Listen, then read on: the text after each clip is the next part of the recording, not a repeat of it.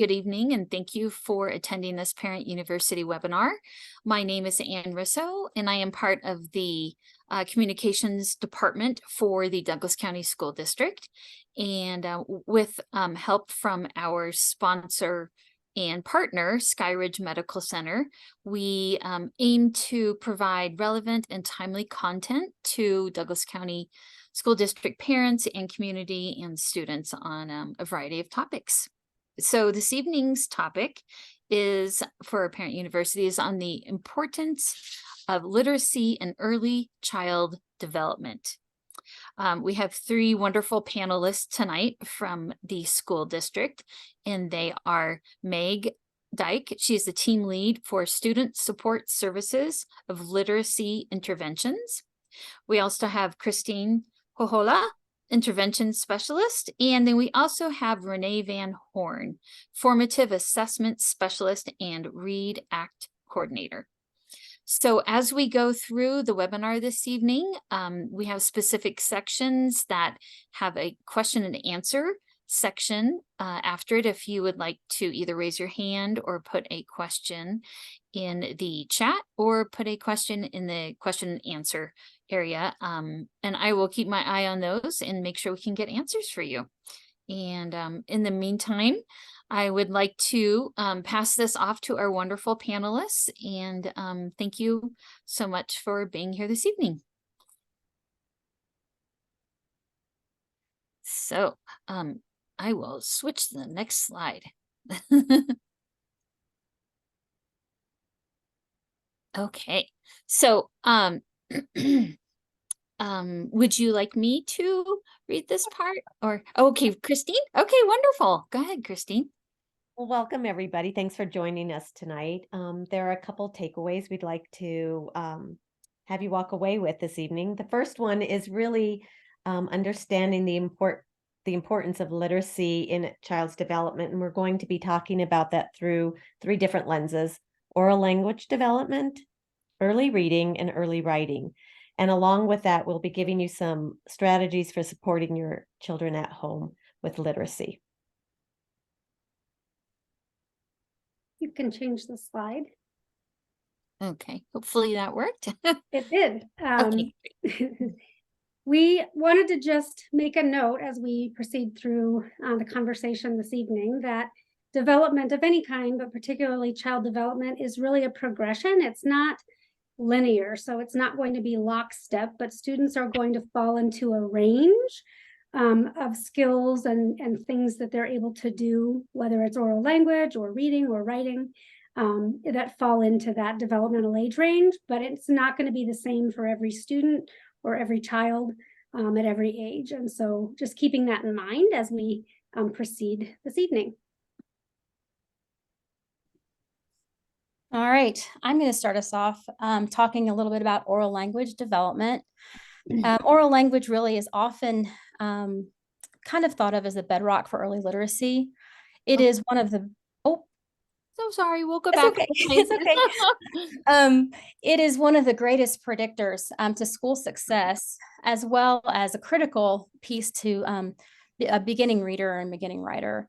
As children learn about words, they learn about how to think about sounds, how words are used in books, and how they can use them in their own writing. Also, beyond foundational skills, early language really is predictive of future reading comprehension as well. So super important foundation with oral language. We can go to the next slide. Learning about language begins at birth and is driven by the language that the child hears in their home, and usually with their caregivers, the people that are most connected to those kids. It's also super important, not just what they hear, but how they interact with the language.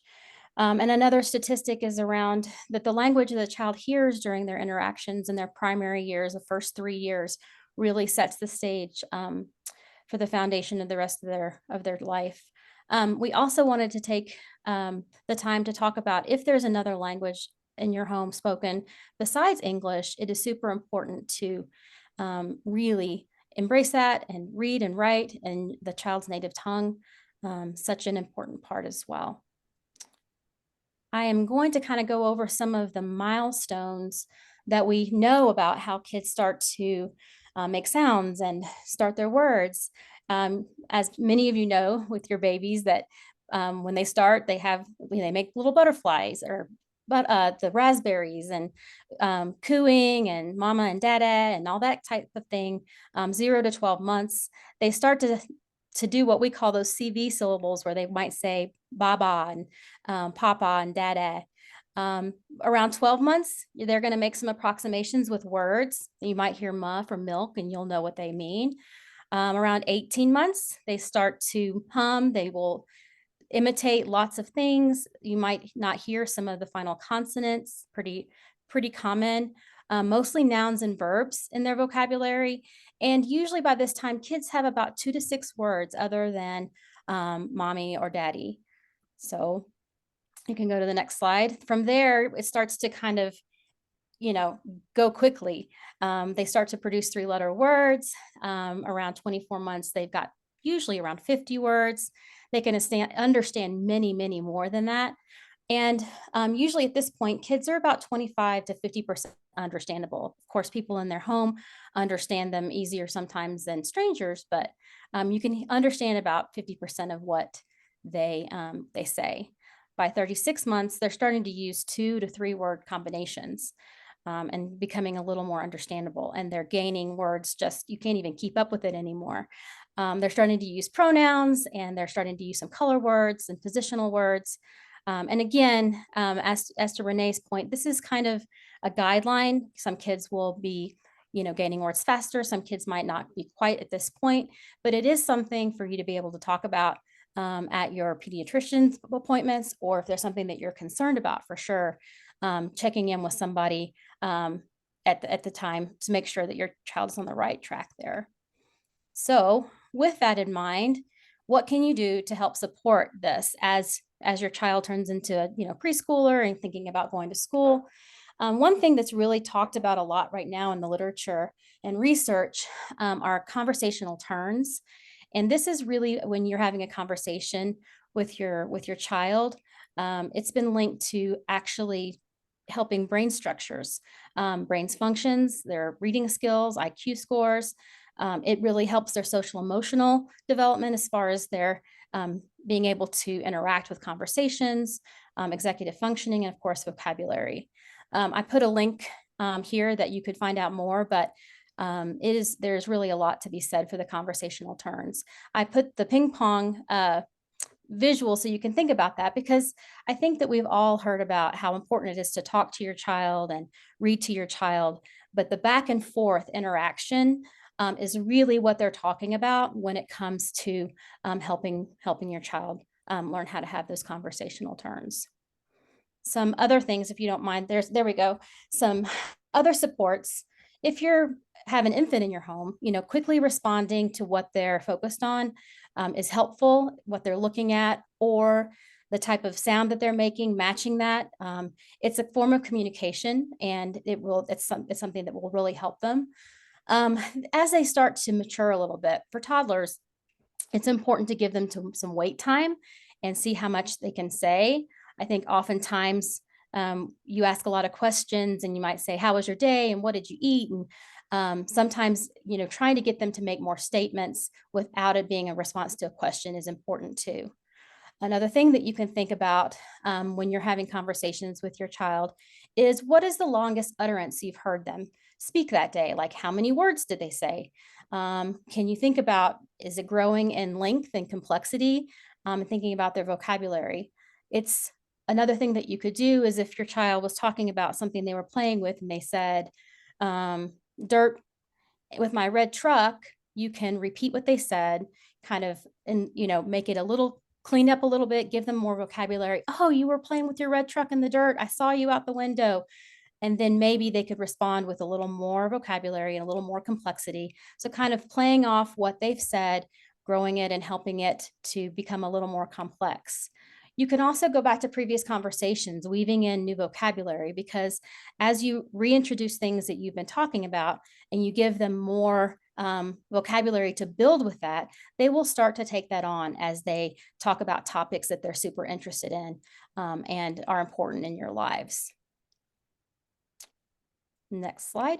So with that, I want to add that in your resources that you will get from us this evening, there's a really great websites about oral language games to play with your kids, as well as a really great resource. I'm going to have to make sure I'm looking at my notes here, from the American Society of Speech, Language, and Hearing Association, that really gives some really great milestones and things to think about at different stages of where your child is. So you can kind of say, yep, we're doing okay, or maybe I need to seek some help from my child as far as their language development. So with that, are there any questions that you guys might have for me? So we did have one question in our Q&A category, and this viewer is asking, what do you mean with how a child interacts with language in the home? So that would really be more of the like the give and take. Like if you are, let me make sure. So it's more of an interaction instead of like looking at each other, responding to one another, more like that ping pong. You're looking at each other. Your face might show that you're listening, or a surprise, and listening to what they say, using their language when you respond, really making sure that they know that you have been in tune with them. I mean, hopefully when you respond, they are doing the same thing, that they are listening to your words, and it is really a back and forth exchange or interaction instead of talking at each other. Great. And then we also had another question about where this webinar recording will be posted, and it will be sent to your email that you registered for this webinar with via Eventbrite. And secondly, it will be posted on the Douglas County School District Parent University page as well. Feel free to email me if you're not finding it, but it will definitely be sent to you shortly. And I think those are all the questions that we have so far. Let me see. Yep, that's it for now. Right, we can move to the next slide. Yeah. So moving on to the connection then to reading, which obviously also connects to oral language, there's a few skills that end up being very important in getting every child ready to read. The first one of those really being vocabulary. So that's really thinking about books, picture books, and reading those things that are of interest multiple times to provide that repeated exposure to that language and some of the new words. Another skill that's very important is print motivation. That's really about making sure kids are having fun and showing an interest in reading. The more a child reads and is exposed to reading, the more likely it's going to become that they're going to be an independent reader as they progress through their childhood and into adulthood. Print awareness is really about spending time with books and thinking about how books work. Really those early stages of how do you hold a book? How do you know when it's right side up? Turning the pages and what direction does the text go? Really allows them to understand that mechanical aspect of how a book works so that then they're able to jump into that when school begins. The narrative skills piece is really important, and this connects to the oral language. Would you mind going back one slide? Thank you. You want to be having those conversations before, during, and after stories, really thinking about, oh gosh, what do you see, on the cover page? What are you wondering about? Talking, if it's a young child, really just looking at the picture and coming up with some familiar words that may be the characters on the front page. Then during the reading, having some open-ended questions and conversation. And at the end, really talking about what happened in the story and that retelling of some of the characters, or even acting it back out again and sequencing the things that happened in the events of that story. Phonological awareness is a very important thing as well, especially as students head towards preschool and kindergarten. This becomes essential. It's a building block for the rest of those reading skills. But really thinking about how to support that at home. You can do rhyming and rhyming books, nursery rhymes, things like that. Lots of songs can help with that. But all of those types of experiences help build that phonological awareness, which is really hearing the sounds in words. And then there's the letter knowledge piece, which is that alphabetic principle, really thinking about when students read, making connections to the letters, and then starting to make connections between letters and sounds as well. But certainly knowing the letters of the alphabet and then connecting that to when they're seeing it in written print is also very important. So those 6 skills are really those big foundational pieces. Also wanted to talk a little bit about the stages of reading. You can see some of the first 3 pieces here with babies, really beginning to think about that babies can maybe reach for soft covered and board books. They might want to touch the pictures, and you might be pointing things out when you're reading to a baby, or responding to a book. They might be making sounds or cooing, and they could potentially help you turn the pages. And that happens through that repeated reading. And then moving into the toddler years, really thinking about looking at those pictures and starting to use those words they are showing with oral language and name those pictures that they're seeing in the book. And answering questions, what animal did you see? I saw a dog. Recognizing the covers of their favorite books and maybe picking those out of a shelf. Reciting words to favorite books. That might be individual words, or it might be whole phrases. Dr. Seuss books are really known for that, right? Hop on Pop and things like that. Kids remember those, and they might start to say those books and the words over again with you. And then really kids starting to pretend reading. They're turning the pages. They might be making up stories on their own, which is a wonderful way to get them to build that confidence. They also might be repeating some of that language they heard in familiar stories.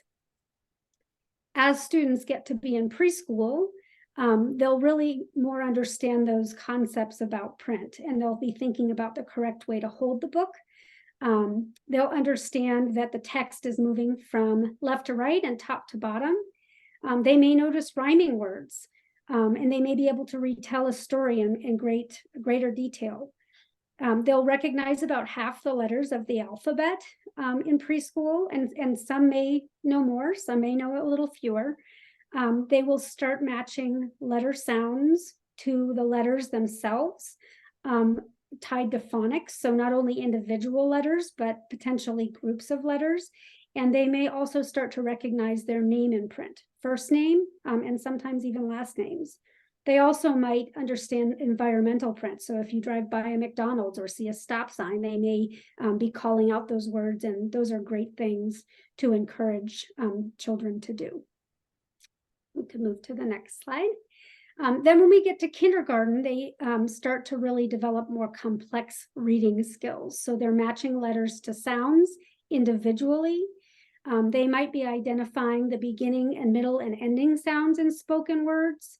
And they might be saying new words and changing the sounds out, right? Rat, sat, mat.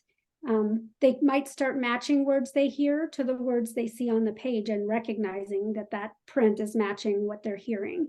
And they might sound out simple words as well. Students might start to recognize words with sight without having to sound them out. So that automatic recognition of frequent words that they see. They might ask questions: who, what, when, where, why, and how, which ties back to some of those conversations you may have been having at younger ages.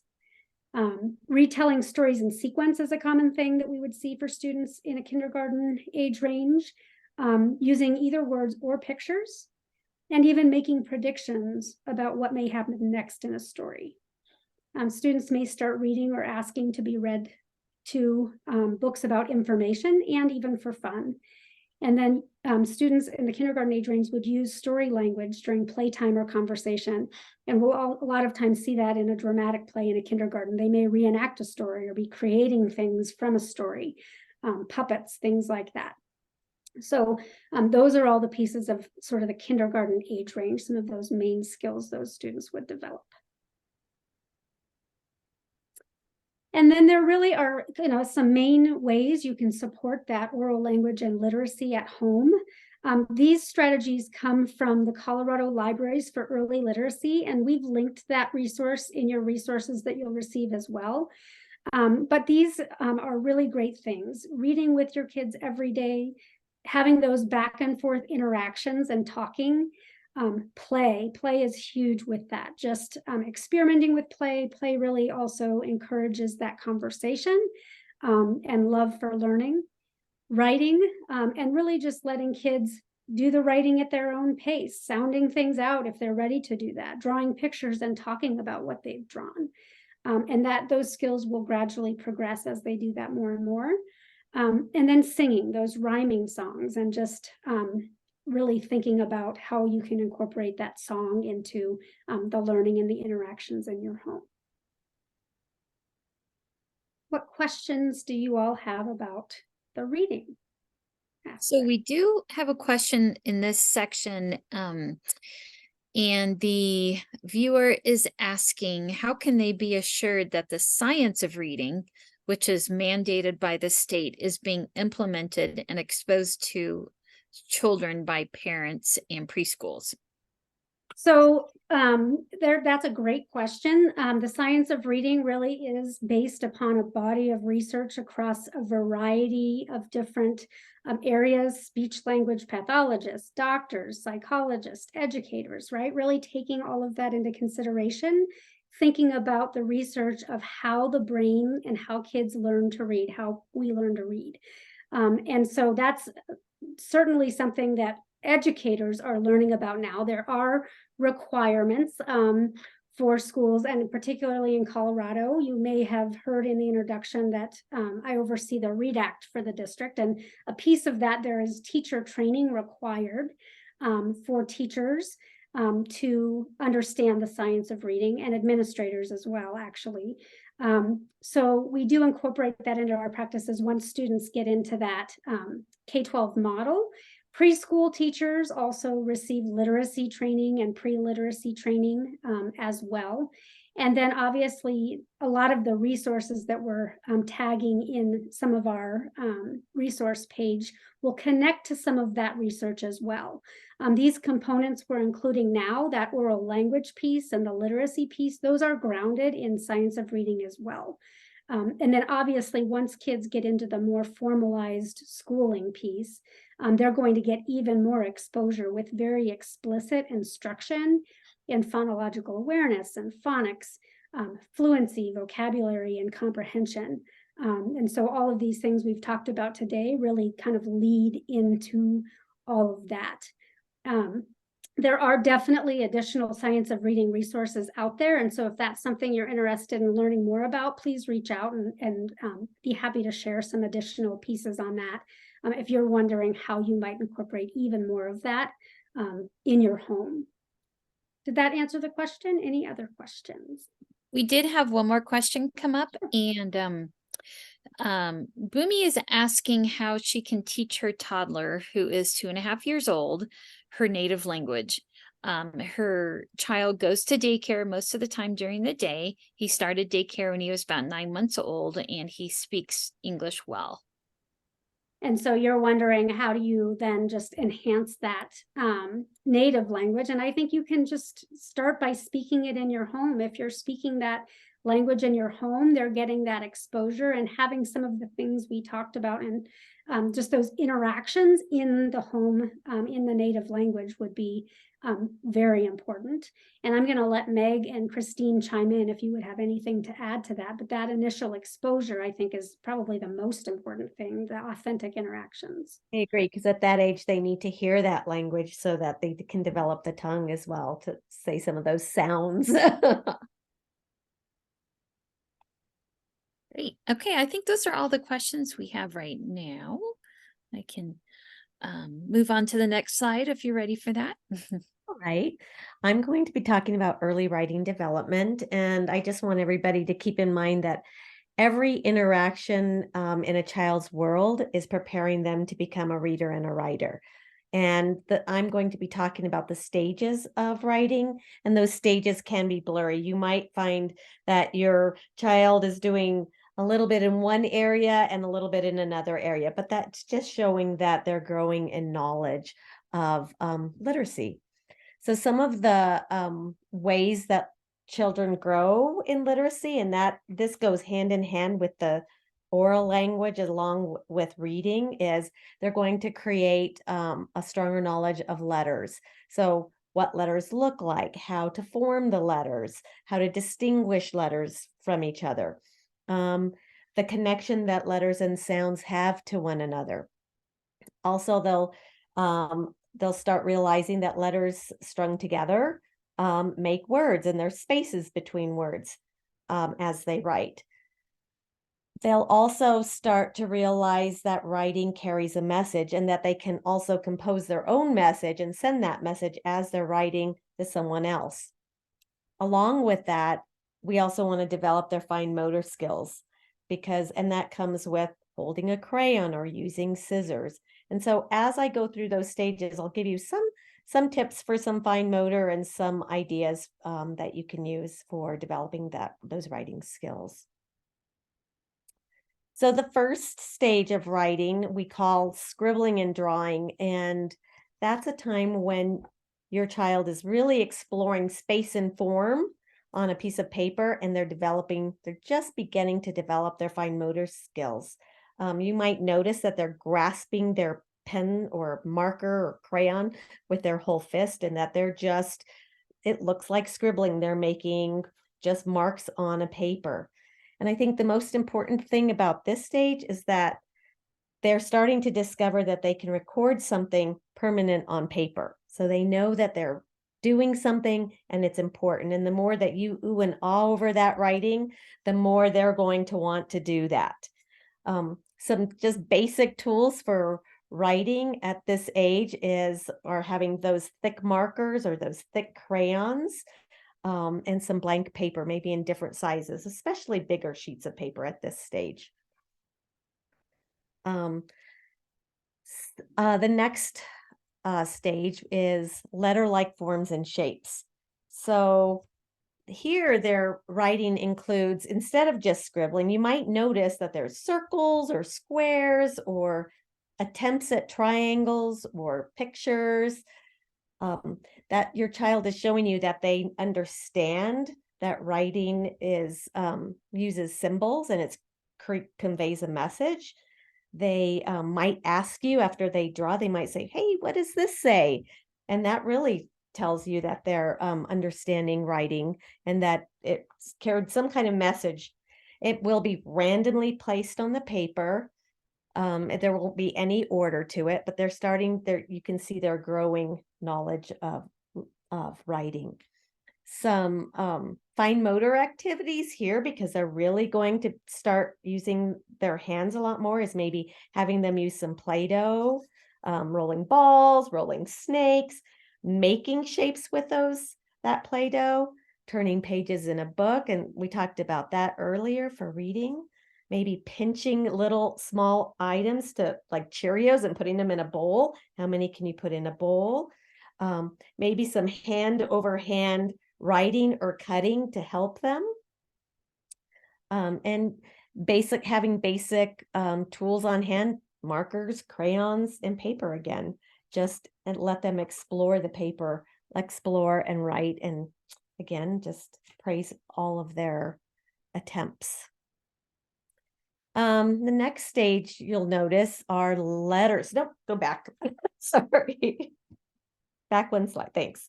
The next stage that you'll notice random letters. Probably strings of letters on a sheet of paper. You might even notice that your child is starting to write left to right, or they're starting to use letters from their name. So if they've been exposed to reading and seeing their name and letters, they're going to start using those letters more often. At this stage, though, they're still not making that sound symbol correlation. They're just experimenting. They're starting to notice that letters look different, that an S has a curve and that L's have straight lines. And they're starting to notice those things when they write. You can increase, right now is a great time to increase the tools you have at home for your kiddos by having maybe some memo pads, some envelopes for them to write on, some cards, some lined paper. You can start using smaller markers and pens and pencils so that they can start changing their grip from from just holding it with their whole fist to maybe pinching and using a better hand grip to write with. Something that I started doing with my own daughter at this stage is I always read, but I also wanted her to write. So I would get a journal at night and I would model writing in there. I'd say, what do you want to write about tonight? And she'd give me a sentence, I would model, I would have her write the letters that she knew in there. And then the next night we would close it up and we'd read a book.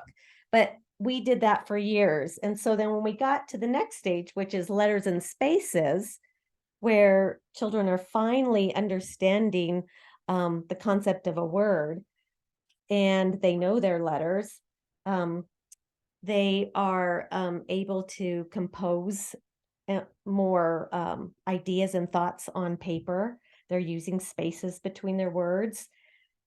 They understand that what they say they can write. They have that one-to-one correspondence where if they write the, they can read the. They write red, they can read red. They know those are two different words. They understand letters and words. They might be starting to use beginning and ending sounds and really writing some of their high frequency words or their sight words correctly. They might know can or dog or and use that.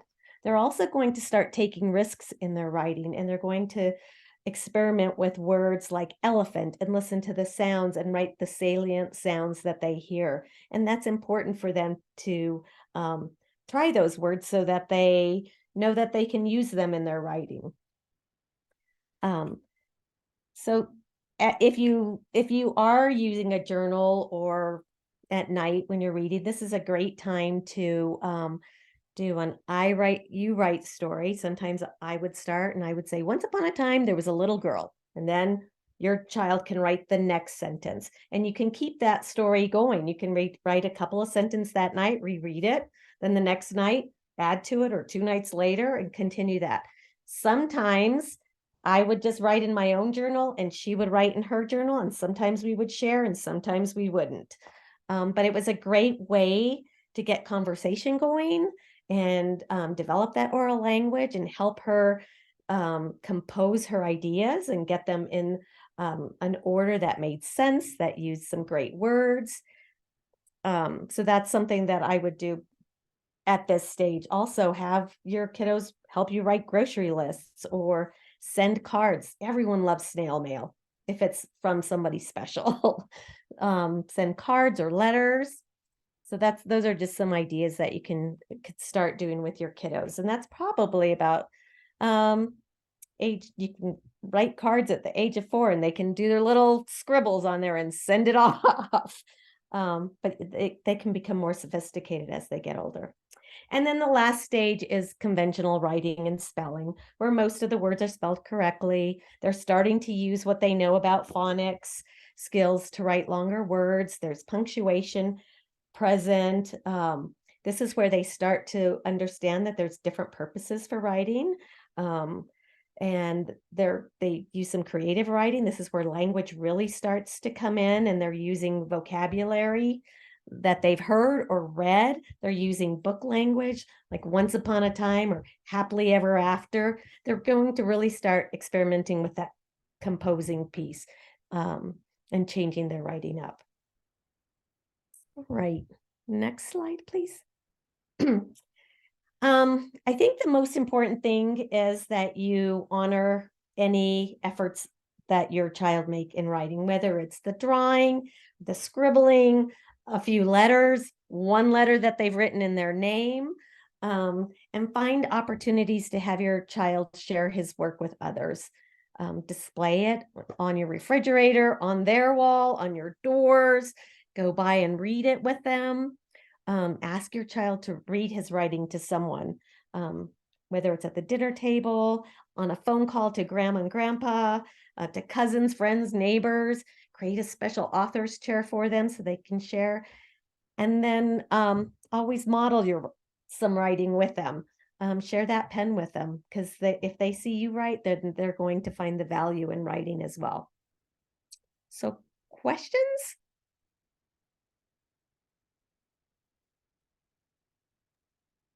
Okay, so we do have one question from one of our viewers, and she says, if she has a child who is struggling to learn how to sound out words, remember the alphabet, and or if they're struggling with rhyming, is there a dyslexia screener type test that the child can take?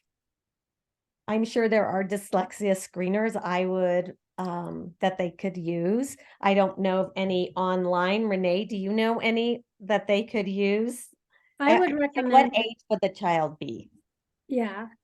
Yeah, I think it does matter the age of the child. And then I would also say, that's where it's really important to stay connected with either the educators you're working with, or if it's a really young child, staying in touch with the pediatrician as a first step. But once they get into school, really connecting with those educators, because most of the time, schools are going to have the ability to do some additional screening. And so I would recommend connecting with the teacher and or the school leader to find out more about that. Well, if they're not school age, definitely talk to your pediatrician and he can recommend some places like Child Find if you have concerns. We don't have any other questions at the moment. I actually, speaking of Child Find, my oldest son went through Child Find with a speech delay, and it didn't last for long. Of course, now that he's a teenager, he stopped talking, but we work on that in our own ways. That was not a very good joke. He actually can speak quite well, but teenage communication seems to be its own different world. So it looks like we have another question. Someone else actually asking about online dyslexia screening tools. I think that's very similar to the last answer that you gave. Yeah, I think, I would really recommend reaching out to a pediatrician or an educator, but if you want to pursue something like that, I would say we have a great dyslexia contact in our district. Her name is Linny Nordheim, and she might be a really good resource if you're looking for additional information, and can definitely support further conversations on what she might recommend depending upon the age and the need of your specific student if you have specific questions. And if you would like to email me that question, I can get the email contact of Linny if that would be helpful. And it looks like we have another question. So Sylvia is asking, referring to the ongoing training that teachers are required through the READ Act about science of reading, is that available to the public to review also? So there's information about it on the Colorado Department of Education's website. If you typed in READ Act teacher training, there's going to be different tabs you can click on for teachers and administrators and parents. So you can learn a lot more that way. And then you would be able to inquire there about whether or not they would let like additional stakeholders take it. I'm not sure the regulations on that. But I know it's open to all educators, and I know there's a wealth of information about the training that's offered and the different avenues that way as well. And if you want any different information on where the links are for that, I'm happy to send those to you. We're going to have our contact information at the end of this slide deck, so happy to support even more if you need to reach out for more information. We need to see if we have any additional questions.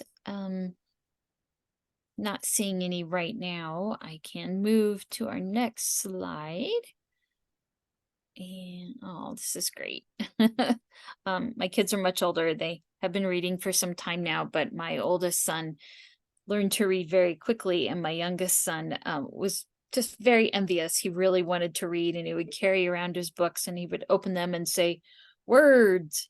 He'd switch to the next page. And so it's really a miracle, I think, in general, that we can even be able to have speech skills and writing skills and communication skills, because it's obviously such a complex process. So thank you for all that you do to facilitate that for our kids and the district's kids. We appreciate that. Just trying to see if there's any other questions coming up. I'm not seeing any more at the moment. So it looks like we've got contact information for Meg, Renee, and Christine. And I'm just curious if there's any personal experiences that any of you have had that you could relate to or would like to contribute. You don't feel like you have to. I think for me, my child also went to Child Find, but that journal writing that I was talking about was really powerful with my daughter. It really helped build her vocabulary, her language, her confidence in writing. And I would say she's probably now a stronger writer because of it. And it's just something we had fun with. Yeah. And I would say just those, all the pre-literacy skills, that early literacy, that's partly why, you know, all three of us showed up, right? We have a passion for the early literacy piece. And you guys as the parents have amazing power in impacting, you know, the future success too. And so just really bringing that joy in and engaging in that, you know, reading, writing, talking, singing, and playing, that stuff is so important and impactful for kids. And I mean, I know I've seen it in my own children, and we thank you for coming too. It's wonderful that you all want to be here and be able to apply some of that. So thank you for being here. Okay, I don't think I see any more questions or chat coming in. Meg, is there anything you wanted to add as well, since Christine and Renee had? Sure, I could. I guess, you know, coming from an intervention standpoint, since I've worked with that for so many years, I too appreciate you being here and knowing that you're trying to find out more and advocate for your kiddos. I think it's important for everyone that has young children to know the importance of oral language and how early it starts. When we see kids that are struggling, there's a lot that we can do to help kids learn letters and sounds and phonemic awareness. We've got a lot of tools for that. When we have kids come in that are struggling with language, it's a longer process for them. So really thinking about where your child is with their letters and sounds and their language and their awareness early on, the better. So again, that early intervention piece is so important. So if you're concerned, please reach out to people that can help you get support early. I know that in my case, early intervention was critical, and it opened up a whole new world of communication. So was very grateful for that. So, okay, well, I don't think we have any more questions coming in. Wanted to thank Meg, Christine, and Renee again for your expertise and any personal accounts that you have as well. It definitely contributes to a wonderful childhood, if I can say that. And also wanted to thank you to everyone who attended this evening. This recording of the webinar will be sent directly to you at your email that you registered with, and will also be posted on our Parent University website, along with a list of very helpful resources that were provided to us that refer to general early literacy, oral language, and reading and writing. And that will be posted at www.dcsdk12.org. And our next Parent University, we're going to take December off because everybody's so busy during this time of the year, and rejoin in January, on January 31st, on the topic of the role of today's school counselors. So please be looking for that information via emails and newsletters and social media. And just wanted to thank you all again for attending this evening. And please feel free to email me directly if I can answer any more questions for you. My email is included with all of the Eventbrite information as well. So thank you again, Meg and Christine and Renee. This has been a wonderful learning experience for those of us who've been reading for a while. So happy holidays. I hope everyone has a wonderful evening, and